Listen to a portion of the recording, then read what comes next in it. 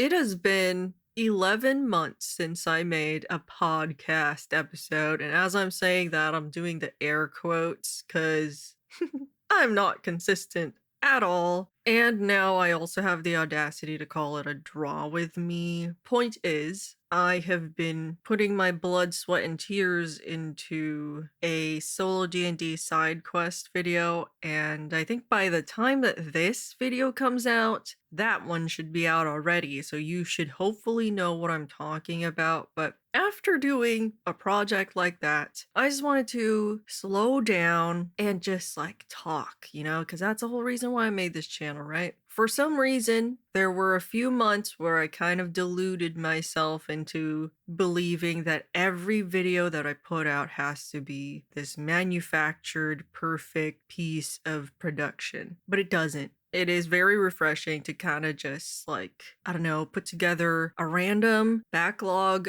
drawing footage of mine and then slap on some audio onto it. I'm not going to edit that too much either. I don't even know what the background footage is going to be for this podcast, so I can't really talk about it. And also, if you go to my podcast playlist, you will see that literally none of the titles are consistent with each other. I don't know, I can't make my mind up. Who knows what I will decide for this video, but anyway, I am in the mood to answer some questions. Let's just call it the Q&A episode, whatever, because I asked you guys to ask me some D&D, art, whatever related questions, and there was a lot of good ones. Should I say your guys' name?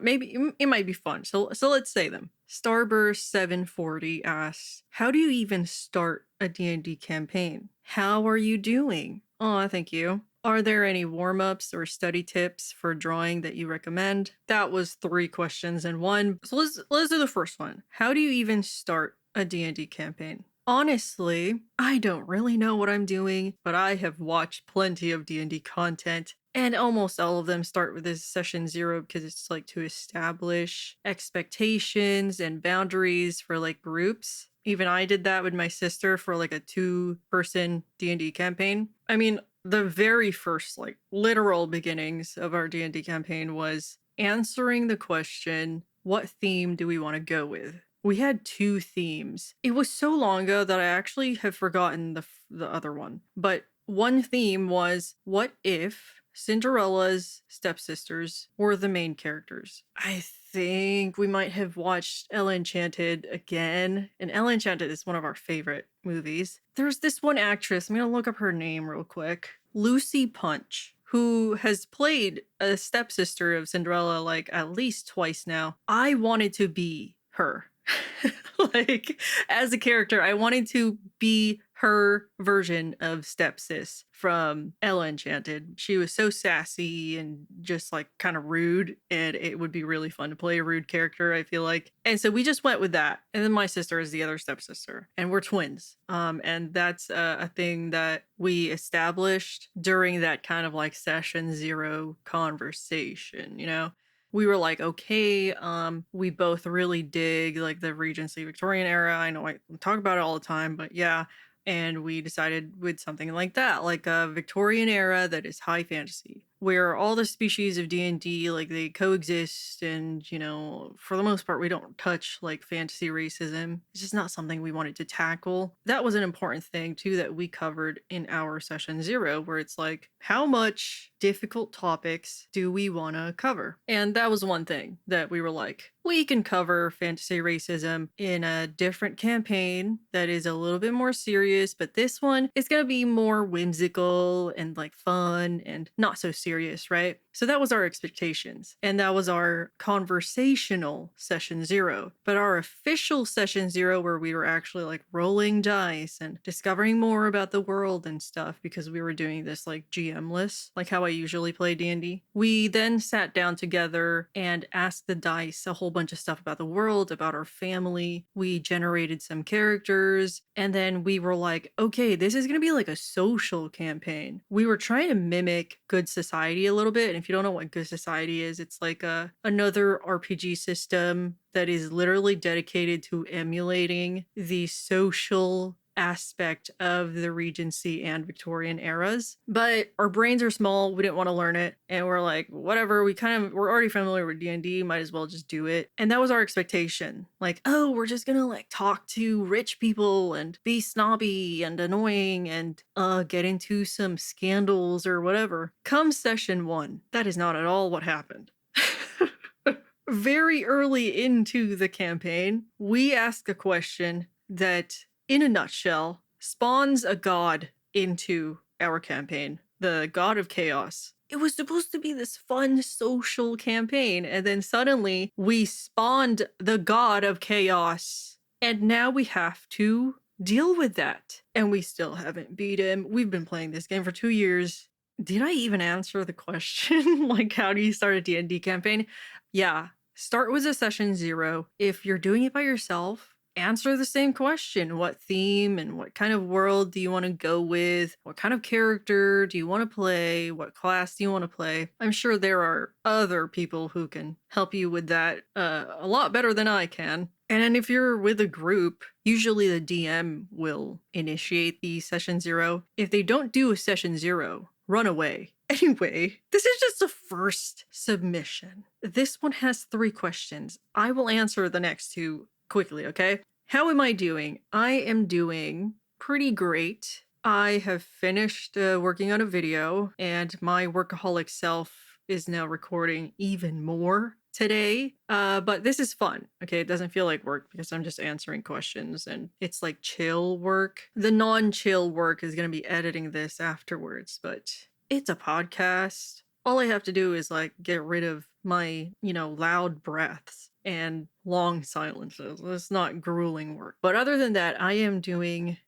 great. I'm excited for campaign 4. I've watched the first 2 episodes. I have watched also the first 2 episodes of Cloudward Ho on Dimension 20. And me and my sister might watch Calamity together. I've already watched Calamity though, but I digested maybe 60% of it. And so I definitely need a second run through. And lastly, are there any warm-ups or study tips for drawing that you recommend? I'm not gonna pretend like I abide by strict rules. I don't do warm-ups. I really should. And I think everyone knows that, right? Like, you should stretch before working out. You should warm up. You should drink water, right?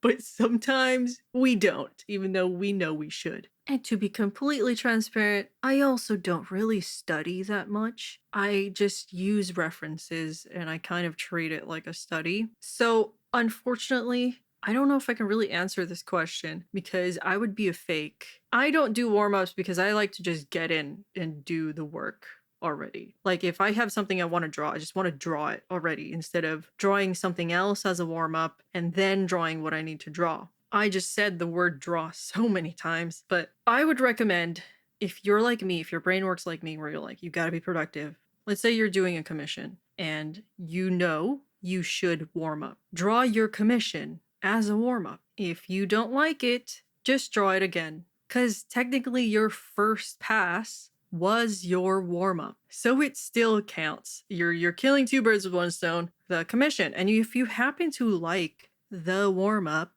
then you just use it as like your sketch, right? Study tips. Don't be afraid to trace. Tracing isn't inherently bad, okay? If you're using it to learn, if you make sure that you actually learn something from it, then it is not a sin. So don't underestimate the power of tracing and how much it can inflate your brain. Anyway, thank you, Starburst740.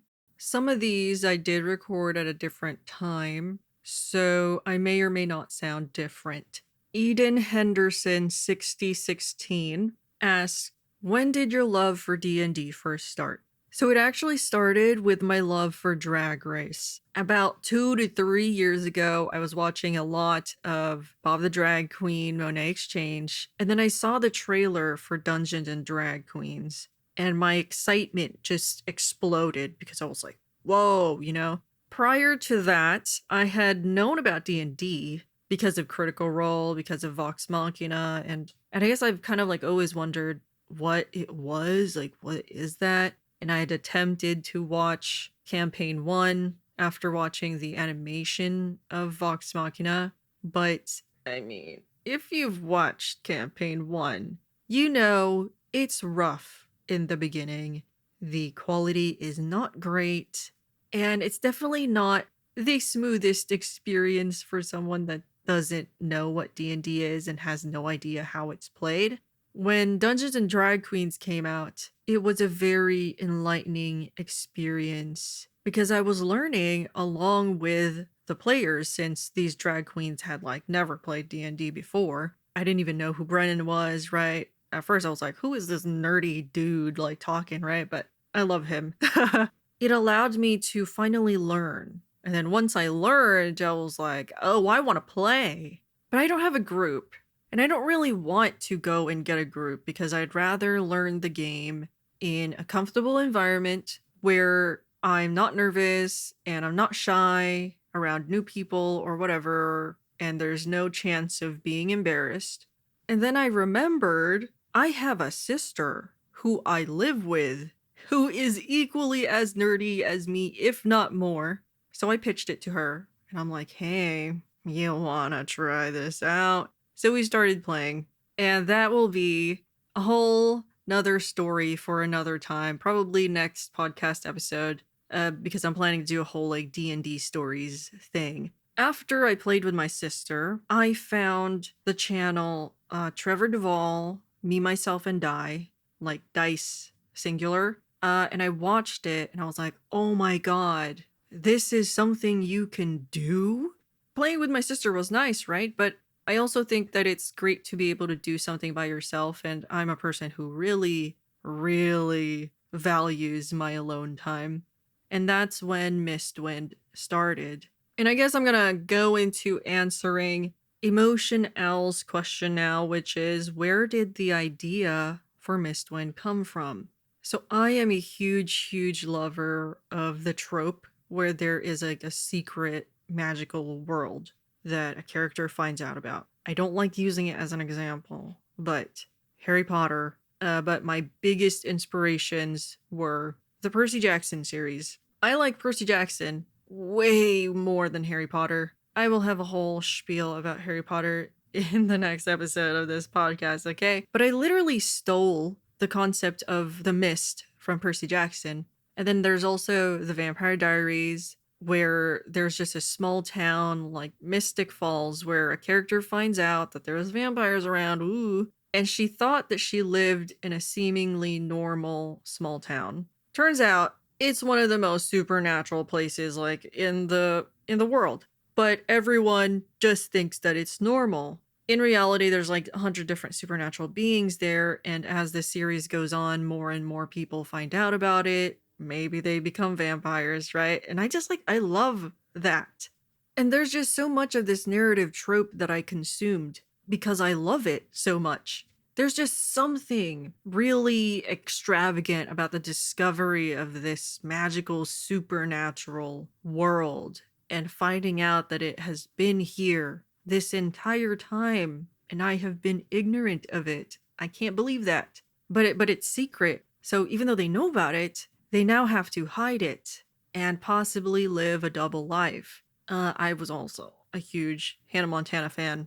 Best of both worlds, right? So that's what I wanted to do. But then at the same time, I was consuming a lot of Bridgerton. I was reading a lot of historical romance. I even started a booktube channel about reading historical romance. That's how much I was consuming that too. But I had read so many books and it was starting to get stale, like just historical romance. And I was like, okay, but what about fantasy historical romance? What if you took the Regency or Victorian period and then you sprinkled in some magic into it? And that is my all-time favorite genre. And I was like, fine then, I will make my own. Sir Jellyfish on Instagram asks, who's your favorite Mistwind character? And I had to think about this for a bit because for some reason I thought that my favorite character had to be one of the main characters, like Charles, Eleanor, or Evangeline. And then like I remembered, oh my god, it's Frederick. Of course it's Frederick. there is a lot more of me in Frederick than you guys realize. Not only is he a self insert, but his story also has a lot of my own personal life inserted into it. The segment in Mistwind episode 1 where Eleanor doesn't want to look at Frederick because she doesn't want to come face to face with how much he has changed and how he is a husk of himself. That is from my experience of when my dad had heart attacks, two of them, when I was in sixth grade. And a lot of the guilt that Eleanor has comes from my own guilt. And especially the guilt of I didn't want to go to the hospital when I was like 12 years old because I hated seeing my dad in the hospital bed, hooked up to all these tubes and so skinny and gaunt and like dying, you know? So that is why I love Frederick, because he has kind of become like, I guess, my coping character for those deep feelings that I have about a very difficult time in my life. And I guess Eleanor and Frederick's relationship is what I wish I had done. Like, if I could time travel in the past, I would go and visit my dad in the hospital. And I talked about this, I think, in a Behind the Magic episode of maybe episode 1 or episode 2. And I got a little emotional, and I'm trying not to get emotional right now because it's supposed to be a fun video. But when my dad had his 2 heart attacks, I think he had one at home and then he had one at the hospital. I was in 6th grade. I had just like started my menstrual cycle or whatever, right? So I was going through a lot of hormones, and it was a difficult time. And anytime my mom had to drag me to the hospital, I would just stay in the waiting room. I never wanted to go to the room that my dad was staying at because I didn't want to see him. I didn't want him to die. My child brain was like, I don't want to come face to face with the possibility. Like, because if I see it in front of me, then that means it's real. I avoided it. Like, I avoided it at all costs. So I have a lot of guilt from that. And I mean, I've come to terms with it. And I do have a relationship with my dad now. Okay, he's fine. He didn't die. But that's why Frederick has a very, very special place in my heart. Eleanor and Frederick's father-daughter relationship is one of my favorite things of Mistwind in general. But yeah, that's who my favorite character is. That question got a little bit emotional, a little bit touchy-feely. So let's just move on, and hopefully there's good vibes next. What is your favorite race and class? Mine is Tiefling and Warlock. Ooh, I might have to agree with you there. I also really like Tieflings, but I'm also a huge elf fan. Even though a lot of the times elves are a little boring, like they're a little basic. They're kind of like humans, but a little bit snobbier. So, but I love playing a good snobby character. Like my stepsister character, her name is Cordelia.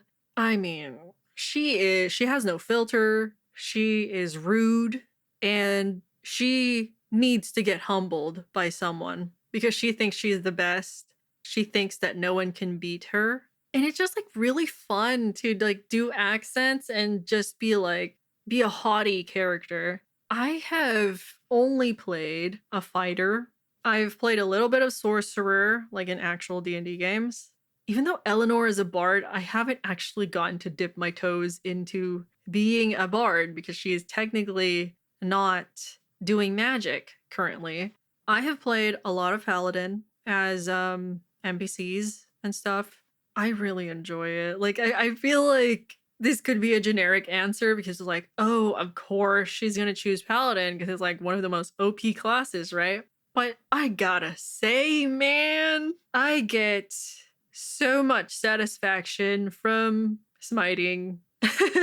There's this drow paladin character in our campaign. She is technically an NPC, but I get to play as her because she's in my party. She's like an oath of vengeance because her family died to dragons. And she's just so cool, man. She's so cool. Currently, she is a lizard. She got true polymorphed into a lizard by drinking some magical water. So I no longer, I can't smite with her anymore, but her name is Talika. You know what? I've talked about anything and everything in this video, so let me tell you about Talika. My character joined the kingdom's military. And Talika was like from a village that was attacked by dragons, and the village's name is Duskmorn. And it's spelled like morn, like the word Mourn. So it's a very sad town, okay? And basically her entire family was killed by the dragons. And so she joined the military just like I did. She began as a very edgy character and kind of like hard to approach. And my character and her are actually not on the same squad, but our squads are commonly pitted against each other. When we first fought, I was so scared of her. She seems so like intimidating, and she uses like a great axe, and I'm like, oh my god, she probably hits really hard. But turns out she started at level 1. So I remember like I shot her with an arrow and she like went down immediately, and I was like, what? What do you mean? I thought she had so much health, but like no, she was level 1 and I was like already level 3. So it was unfair. But she snowballed super hard into being a strong paladin, and she had basically like an underdog arc. My sister DMs for me for this like military training arc, I guess. There are rankings like every week, every in-game week. My character has been number 1 for every week because she has an unfair advantage over everyone because she was like trained prior to joining. And Talika has like no training. So she started out literally at the bottom. And then now she is about to beat me in ranking. And I got to like hang out with her. I got to know her a little bit more just as she was reaching kind of like the peak of her coolness in the campaign, because she was like, I think she rolled like a nat 20 intimidation check on a giant saber-toothed lion at one point. She reached the level where she can have a steed as a paladin, and we're like on this island that we're like training at, and we have to kind of like get through it in order to survive for our training. And let's just say this island might kill us, like it's like built to be really hard to get through, and we have to find food, we have to like find water and stuff, and we got stuck in a cave because we fought some bullets, or is it bullet? And then after we killed them, the ground underneath us like caved in and we fell into a cave, and then we were stuck in the cave, and we found a pool of water. My girly Cordelia runs to the water because we're like dehydrated, and I go and I put my hands in it foolishly. Turns out there's 2 water weirds in it, and some of the water gets in my mouth. I drink it. It's magical water. It's like a roll table, a random table, and me and my sister love those. My character gets stunned for 5 minutes, and I get grappled into the water, 20 feet into the pool of water. I am stunned. I cannot get out by myself. And Talika like dives into the water and is like doing athletics checks and like succeeding at the athletics checks to like help me. And she was just really cool. And because I couldn't play as my character, I was mainly playing as her in that combat. And so I got really attached to her. After we finished the fight, a little bit of water gets in my mouth again. I get amnesia for 2 days, okay? It's short-term amnesia. If we don't drink some water, we're gonna gain a level of exhaustion, and I really wanted to avoid that. So I had Talika drink a little bit of water, and then it turned her into a lizard. So now she is like just hopping on people's shoulders and hitching a ride with them, like how Pascal does in Tangled. And I'm just hoping that she survives this island so that when we get out, someone can like dispel this polymorph from her, you know? And she is back to being Talika. What sucks though is she is not gonna get any of the XP that we are getting from like killing monsters while she's a lizard because she's not participating. Like, I'm not gonna risk her just getting chomped by a saber-toothed tiger somewhere, you know, because she's a lizard. Yeah, that's Talika. So, in short, because I forgot I was supposed to be answering a question, my favorite race is also tiefling and a little bit of elf. And my favorite class to at least like play is currently paladin. But the highest level that I've ever played any class really is like 5 or 6. So take that with a grain of salt. I don't know high level play, okay? Drawing with Nenny, hope I said that right. How do you plan out your art videos? Do you write a script? And if you do you write it before or after you have drawn? It depends on the type of video. I usually don't have scripts for the design with dice because I just do it like as I'm rolling dice. But for like draw with me's before, I used to write up a script because I realized how like how nonsensical I sound sometimes when I don't have a script. Well, when I'm just doing like train of thought, like how I'm doing right now, I say a lot and I say and way too much. And I say, you know, and I'll say like so or whatever. And I hate that because I have to like edit it out. I have to edit out the fluff. And so writing a script helps eliminate that fluff from the start.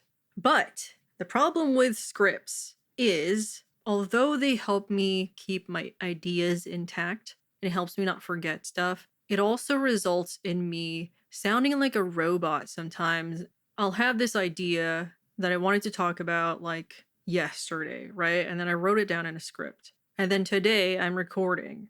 And then I'll say that same paragraph, but then now I'm just like reading it because it's like no longer in my mind as a thought. It's just a thing that I'm reading. And then so the delivery is not very natural. I have to re-record some paragraphs like so many times just to sound like I'm not a robot. Let's say in a script, I'm like, wow, I really love apple juice. And I'll write that in the script, right? Like, my God, apple juice is so good. So is cranberry juice. The next day I record, and then I will sound like, wow, I love apple juice. Don't you guys love apple juice? You know, I think I like cranberry juice as well. Like, I will sound like that because it's not like a current thought. I have since then stopped writing scripts. How do you come up with ideas for your D&D story? I think XP to level 3 said this, that what DMs do is just steal from each other. Like, we all just steal from each other. And if we're not stealing from each other, we're stealing from like movies and TV shows and books. If you find an idea you like, do it. Apply it to your D&D story. It's not like this is something you're publishing, so you're not harming anyone by, you know, taking an entire quest from like Baldur's Gate 3 and just putting it into your game. Like, why not, right? Like, who are you hurting? Nobody, especially if you're playing alone. I mean, I don't know why you would do that because then you would already know what's going to happen and that's kind of no fun, but yeah, just watch movies, look at art. Sometimes I will get ideas just from seeing an illustration, like a really cool illustration. Ooh, this is a really good one. Have you achieved the style you wanted to one day progress to when you were younger? I think that I have, but in a different way than what you're probably thinking. When I first started my art journey, it was because I wanted to be able to draw like League splash arts. I know that sounds like so degenerate, but those splash arts and just like entire illustrations of characters, it was my dream to be able to do that. And to this day, I still can't do that because I'm not a background girly and I barely understand how lighting works, but I have also always wanted to turn my stories into animations, I guess, and I've kind of done that in a way. Like, I'm more so storyboarding them with the videos I make and not actually animating them, but that is something that I have always wanted to do. And now that I have done it, it's kind of crazy to think back on. On to Oxytail. What helps you get through drawing things you aren't as comfortable with or skilled in? Do you have any tips to share that might help us out? I have run into this a lot more times than I would like to admit when working on Mistwind, or in general, working on any of my D&D drawing videos, really. So I'm just going to use Mistwind as an example. I'm not a background girly. I don't draw buildings. I took one perspective class. When I tackled that, I was really looking for shortcuts. And one way to do that is 3D, right? Because there's only so much guesswork that you can do. And some people think that using 3D is cheating. Trust me, it's not. It allows you to understand the 3D shape of an object or a thing or a body part or whatever that you are attempting to draw. And that is literally the foundation of art. You're supposed to understand how things work in a 3D space. So 3D isn't cheating. With Mistwind, I was like, I don't know how to draw a room. I know how to draw an empty room. I don't know how to draw objects in a room. And I get really anal about it. And I'm like, this has to be over there and in an accurate distance to that other thing over there in the corner of the room. I really wanted things to be like accurate with like camera angles too. So I just did everything in Blender, and then I traced over it. With the tracing, like I mentioned before, I learned. I also learned 3D isn't perfect. Sometimes when you like angle your camera in Blender and you have the scene how you want it, you realize it low-key looks like booty butt cheeks when you draw it out, because 3D might be accurate in the space that it occupies, right? But it doesn't always result in a nice looking composition. So once you draw over it and stuff, you will also still have to adjust things. I feel like I'm not answering these questions and just saying a whole bunch of random stuff. Moving on to the next question. ND Heckfire 2900. I don't know why I struggled to read that number. I was like 2009, but no, it's 2900. It says, I always feel burnt out after only running a couple sessions of solo D&D. Do you also get burnt out? And if so, how do you deal with it? I understand. I know it seems like I play like so much D&D, so much solo D&D. Like I know with my videos, it seems like I play it all the time, but in reality, there is so much time gap between my sessions. With Flying Elf, I've done like maybe 7 sessions, and there has been a lot of time in between them. Give yourself time to cool down. Maybe you play one session of D&D, the next day you play another, and then after those 2 sessions, right, you say you feel burnt out. When you feel burnt out, do not feel bad about it, especially since this is solo D&D. You do you, like who's gonna get mad at you for not playing if you feel burnt out, right? Like you're gonna get mad at yourself. And I've had my fair share of D&D burnout, mostly from DMing. I hate prepping. Like I said, I DM for my sister, and there was like a time like a couple months ago where we came back after like a long break and I was DMing. And for some reason, I was putting a lot of pressure on myself to like really make the sessions interesting. I would get really caught up in prepping, and because of that, I got really burnt out. And so I told my sister, hey, I'm a little burnt out from DMing. It's kind of tiring, and sometimes the sessions don't really turn out as interesting as I want them to. Can we do something else where I'm not DMing? Like, I still want to play D&D, but I would like to not DM. So we switched. She decided she wasn't really in the vibe for DMing either. So then we were like, okay, let's do something else. So we decided to like do a prequel because some pretty important NPCs like recently died.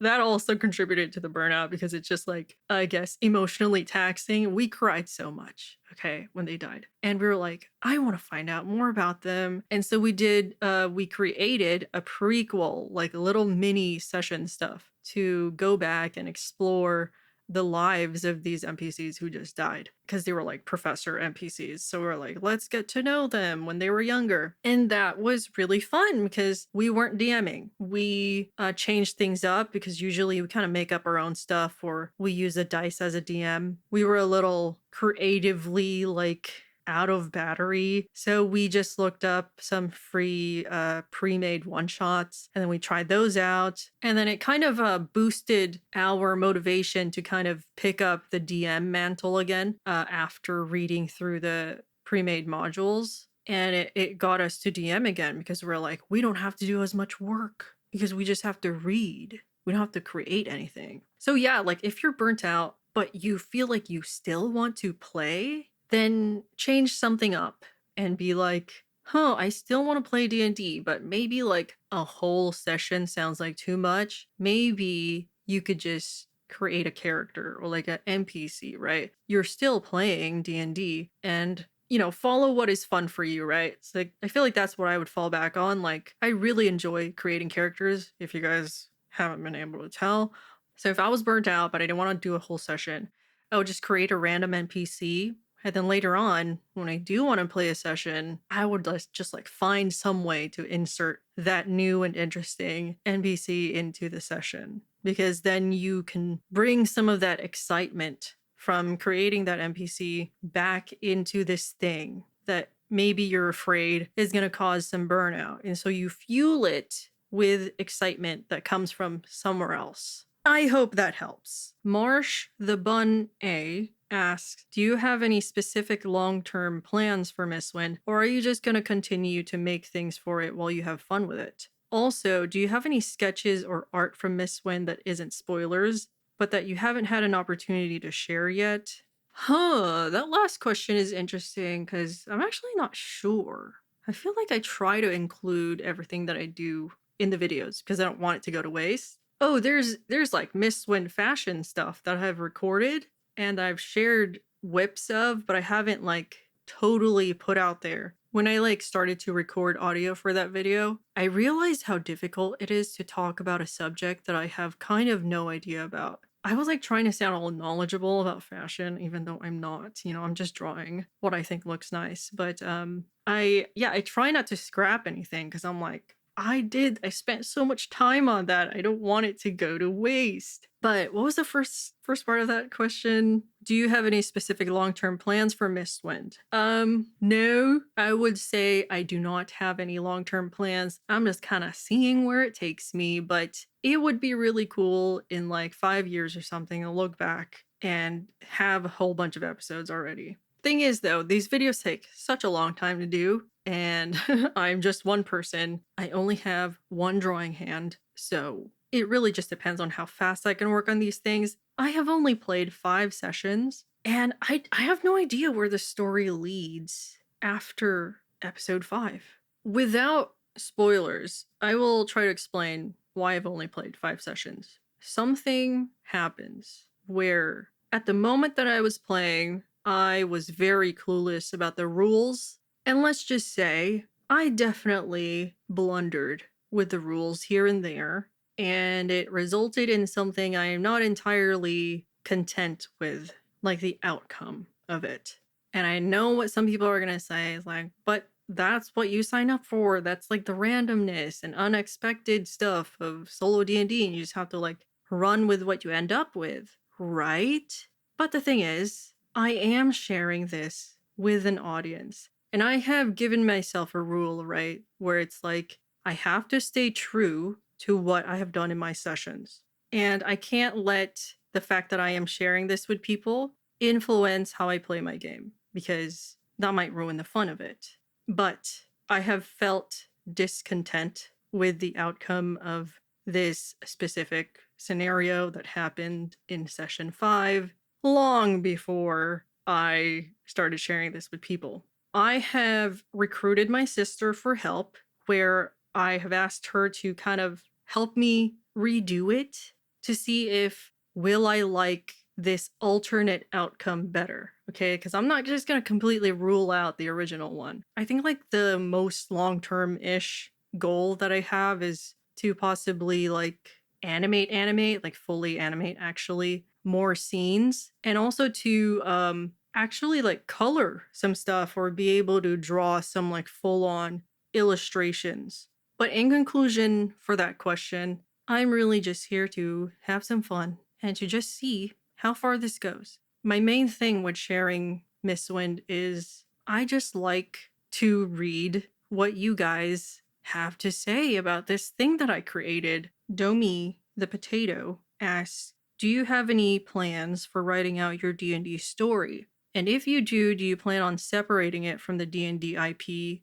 if it will be something published?" I think I will not be publishing anything. Okay, like as much as I love to write stories, I think that is something that I can only do for myself. Like I have tried writing in like book format and stuff or like formal format, but man, it is hard. And I don't like thinking about like proper grammar or prose or focusing on like narrative pacing and stuff like that. All of those are skills that you have to learn as an author, and I just don't have the energy to do that. I expend enough energy like trying to get better at art. Attempting to write stuff down into like actual like paragraphs and stuff is not something I want to sign up for. It's kind of the whole reason why I decided to make videos about D&D instead, because I would much rather recap stuff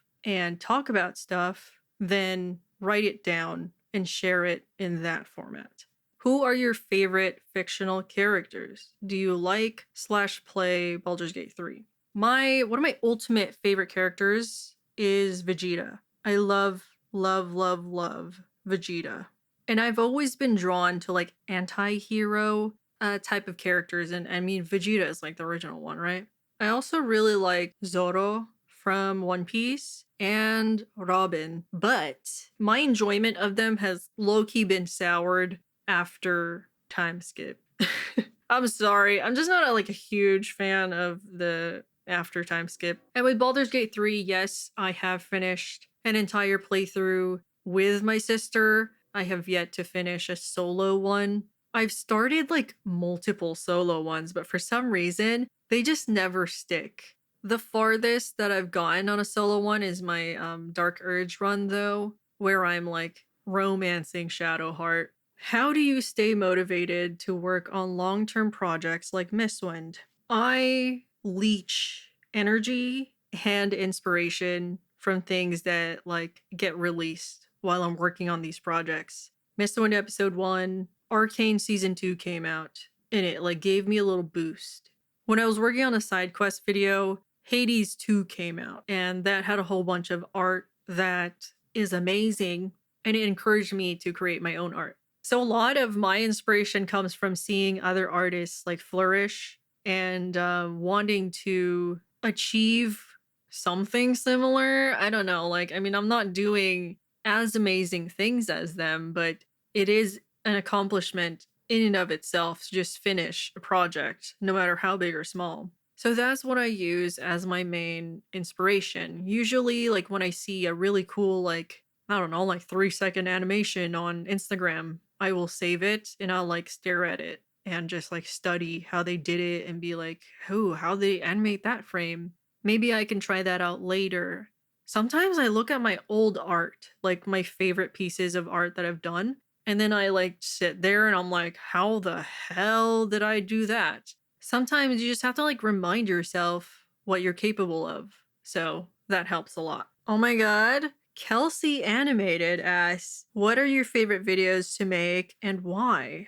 I think my favorite videos right now are the design with dice because, I mean, let's be real, it's just really fun to make characters with dice. You just never know what you're gonna get. Like when I made Mistwind's King, did I think he would be drawing a whole bunch of smut? No. When I made a Renfear, did I predict that he would have a huge butt? No. But it happened. Did I think Esinora's backstory would make me cry? A little bit, but I didn't think it would get me that emotional. And I feel like with every Design with Dice video, there's always a little surprise that happens. And I think that's like the best part about it.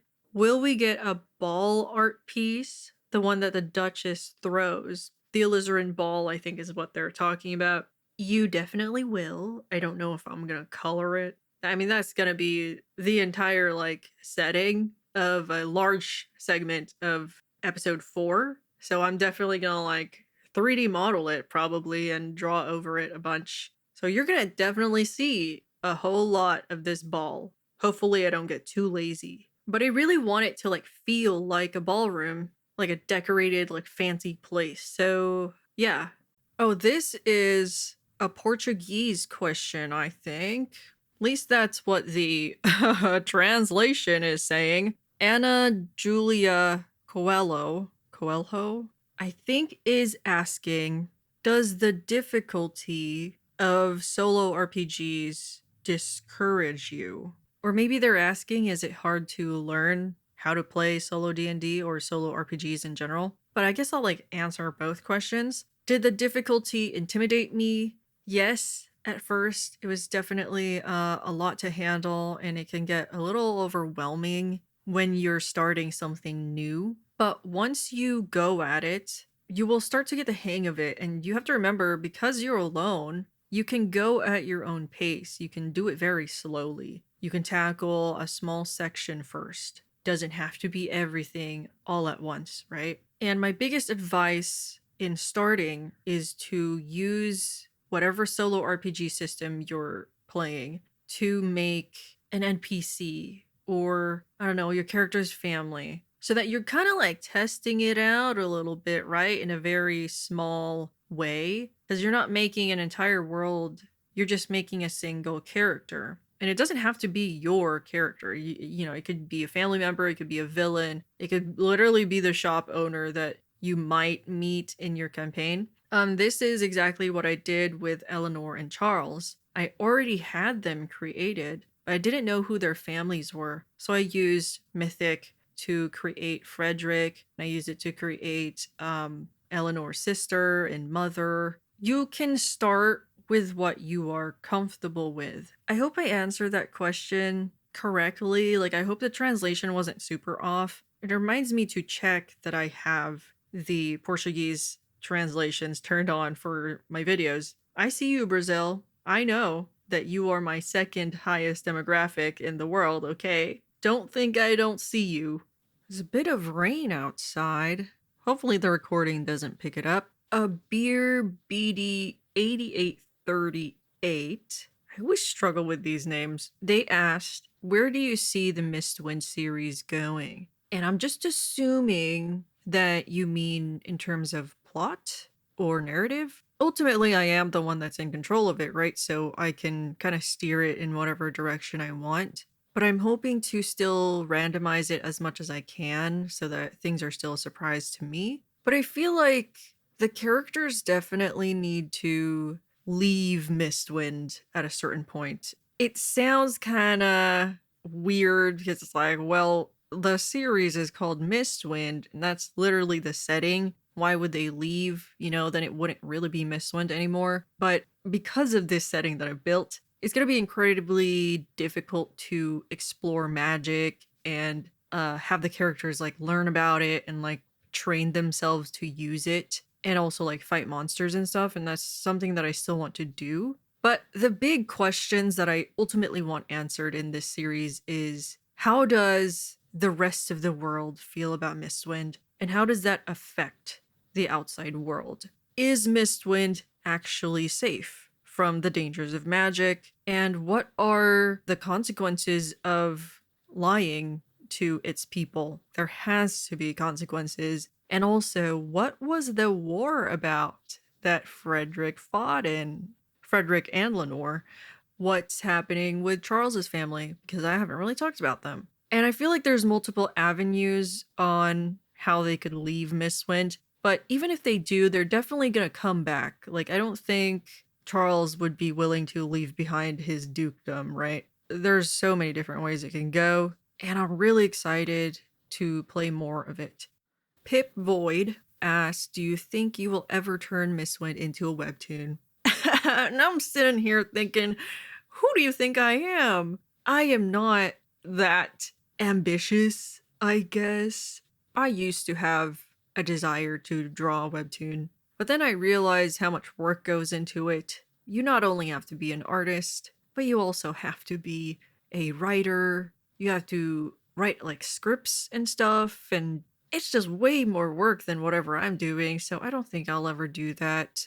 I mean, there's a reason why manga artists, like a lot of them, are low-key depressed, okay, and I don't want to sign up for that. Myself Nanori asked, is it ever hard to make new characters without using dice? Not that much. I have a lot of ideas for a lot of characters. I guess the biggest problem is deciding on which idea to actually go with, and that's what the dice help me out with. There's always the thought in the back of my mind of, but what if I went with the other decision? And I feel like using dice leads me to view it with a certain like finality of decision making, like, oh, well, I can't choose, so I'll make the dice choose for me, and then I'll just kind of not think about the other possibilities because of that. But without dice, my brain is like, but what if? And so, in order to avoid that, I really like using dice. But when it comes to character design, visually, that's when I just go with my ideas. I don't want the dice to corner me into something that I don't want to draw. There are still limits that I put with the dice.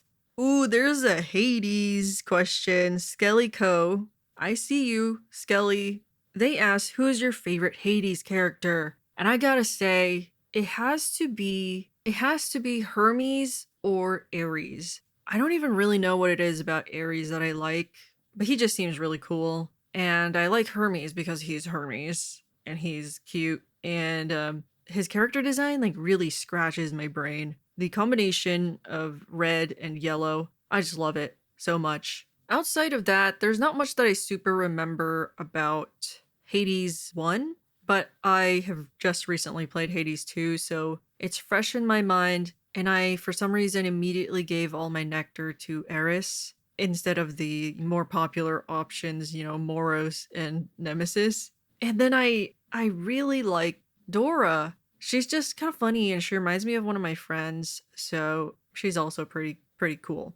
Boxhead TR asks, have you tried Daggerheart at all? If so, what are your thoughts on it? I haven't tried it out myself. I've been meaning to actually like read the rules. I have seen XP to level 3's Dungeon Delve, where he turned Castle Ravenloft into like something for Daggerheart. And the idea of it sounds really cool, like with the spotlights and the way that they handle inspiration and stuff. And I think it's a little difficult to understand at times because it's definitely a huge change from like the RPG systems that I'm already familiar with, like D&D. I am a little bit apprehensive though at the same time because it seems to be really lax. And I'm a person who sometimes struggles with very relaxed rules where it makes you kind of do a lot of the decision making. See, this is why I struggle to be a player because to be a player, you have to make decisions, and I struggle with committing to something as a character. You underscore SHHH asks, how do you do character design for characters while making them interesting but not too complex? I'm gonna answer this in context of, let's say, the dice videos, because I haven't really designed a character outside of them in a while. My thing is I like to narrow it down to a certain like trait about them. Pick one or two and accentuate those and focus on them, and then do the details for those specific things rather than adding more and more and more other things, if that makes sense. When rolling for characters, like rolling adjectives, personality traits, character flaws, whatever, something I discovered about myself is I get overstimulated and overwhelmed when there's way too many words for a character. I will do this with my sister for our campaign when we have like a new NPC and we want to find out who they are. And my sister, she likes to do the opposite. She likes to get as much information as she can about them. She will roll like 5 different character personality traits, 6 different words for appearance, a whole bunch of like backstory words, and then she will decide what happens with them then. But I like to kind of limit it to at max 5 words overall. Like, give me an identity, a background, one appearance trait, a personality trait, and a flaw. And I will just go off of that. And sometimes, if I want to reduce it even more, I will only do maybe 2 appearance words and then 1 personality trait. And I will just run with those things and make decisions based off of that. It does result in a little bit more of one-note characters, in my opinion. That's fine because they can start out that way and eventually build up to be something more fleshed out and has more substance. So I like to start simple, and as they become more alive, they get more detailed. Anyway, that is it for today's podcast Q&A. For the people whose questions I didn't answer, I apologize. Some of them I didn't feel like answering, some of them I've already answered. And it's just really fun to kind of talk about whatever. For some reason, there are so many of you out there who just like to listen to me talk about nonsense, I guess, and thank you for that. I appreciate you. See you guys next time. Goodbye.